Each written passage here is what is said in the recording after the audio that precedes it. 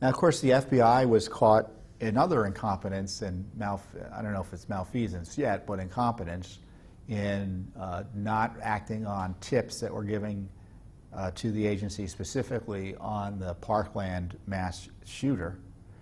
So we had all these demonstrations the other day, but not all directed at taking guns away from law-abiding Americans, as best I can tell, not dealing with the security failures by government agencies in protecting those children and ensuring those security failures don't take place in the future. And along those lines, Judicial Watch received some astonishing documents from the Broward County Sheriff's Department, and it was essentially their operating manual and their training materials on how to deal with an active shooter investigation. And Broward County is the county in which Parkland, the Parkland High School was or is, and famously one of the deputies stood outside the building rather than entering it. Well, you're going to be really upset when you learn about what the actual training is for handling active shooters. Generally speaking, the training is, thankfully, correct, as best I can tell. You confront the shooter as soon as possible. That's what the training is. And this is the really remarkable language from the training materials. I'm going to put my glasses on so I can see it from a distance here.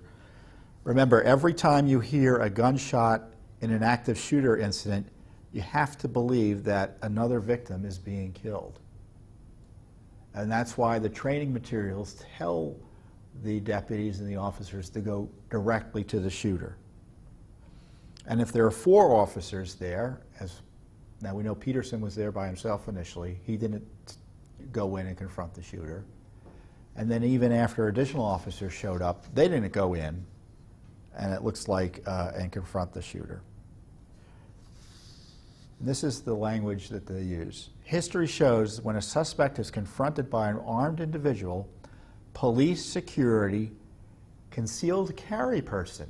Oh, American citizens can protect themselves. I'm glad the police, sheriff's department recognizes that. They either shoot it out with the person or kill themselves. So just think about that. The goal is to confront the shooter, so the shooter focuses on the law enforcement personnel or the person with the weapon rather than innocent bystanders who are getting shot at. Either way, the shooting, as this document says, of innocent bystanders must stop. Now, the first officer or 2 officers on scene will immediately go to confront the shooter. Military tactics work well in this situation. The 2-man bounding overwatch is our response. I can guess what bounding overwatch is, but my guess is it's a technique for 2 individuals to enter a situation where they may be confronted by an armed person. During Columbine, the response to an ongoing shooting situation was to contain the suspect. After Columbine, the International Chiefs of Police addressed the problem with the response and came up with the quad or diamond formation. So this is the formation that 4 officers are supposed to use. With the quad, the first 4 officers to respond entered the building with coverage in all directions. This was critical to address the concerns of officers who previously would not enter and just wait for SWAT. So if you're there by yourself or there weren't 2 officers, the goal was to save lives and get there quickly. And if there were 4 of you, they developed techniques that could get you in there more safely as law enforcement personnel without having to wait for SWAT. And this is the kicker of the whole piece again, and it's worth emphasizing. If you are on scene or in the area and hear gunshots, you should immediately assess what you have and prepare to respond. Remember, every time you hear a gunshot in an active shooter incident, you have to believe another victim is being killed. Now, I read these documents and I was pretty upset by them, knowing what happened in Parkland.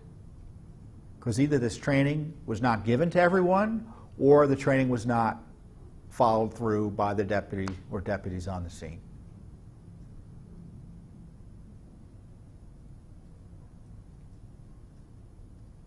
And where's the accountability for the sheriff as a result of this training failure? It's a training failure in the least. When the deputy was essentially forced out, he resigned in disgrace. But was he trained? And why did he think he could do the wrong thing? And it's a leadership issue as well, in my view. Another interesting part before I let you go. Again, these are documents the Judicial Watch obtained under the Freedom of Information Law, the Sunshine Law as it's known in Florida. It's a very powerful law. The lesson plan lists priorities in life as 1, hostages victims, 2, innocent bystanders, 3, police deputies, and 4, suspects.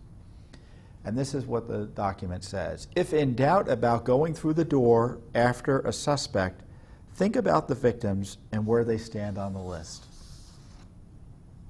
Time is critical in each of these incidents. This is like no other crime. The motive is to kill as many people as possible in the shortest amount of time. Why? Because the bad guys know we are coming. Where in the discussions about gun control that the anti-Second Amendment types are using, or they're using Parkland to promote gun control, what does this have to do with the documents I just read to you? I tell you, I mean, I was upset that obviously you read these documents and obviously that was not the deputies on the scene, or the initial deputy did not follow up as appropriate and go in and protect and protect those students and personnel there in the school and confront that shooter. But I was pleased to see that at least the training materials make a lot of sense. They make a lot of sense. And this is what I would do if I were you. I'd go to Judicial Watch's website, get this press release, and share it with your elected officials and tell them this is what we need to be focusing on. Because the gun control debate is politics. It doesn't have much to do with public safety. I mean, those of you who follow Second Amendment issues understand that. I'm not going to get into the nitty-gritty on that. They're not talking about this. Are law enforcement personnel trained adequately? And will they behave adequately given pressure situations like the active shooter in Parkland? Are there trained individuals armed and trained individuals in the schools that can also confront shooters? So this is what can be done to save lives. Confront the shooter as quickly as possible with an armed response to get him to stop killing people. And those kids that were out there this week skipping school, protesting, being used by these leftist politicians to promote irrelevant gun measures, those kids aren't going to be made more safe by the policies the leftists were using them to promote. This is the discussion that would ensure their safety.